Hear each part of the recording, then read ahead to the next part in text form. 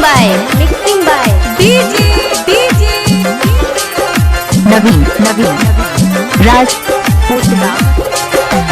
बेवफा तूने क्या किया, मुझे प्यार किया या मार दिया।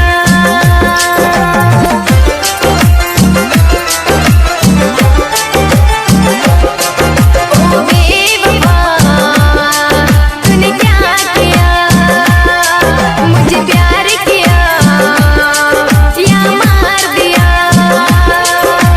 माना जिसे मैंने अपना उसने ही दगा किया, दिल को मेरे दर्द दिया, आँखों को आंसू दिया। ओ बेवफा तूने क्या किया, मुझे प्यार किया या मार दिया। ओ बेवफा तूने क्या किया, मुझे प्यार किया या मार दिया।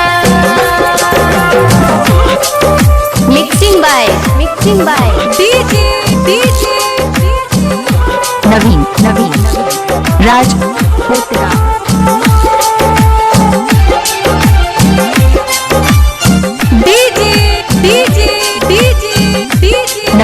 नवीन राज कोटला।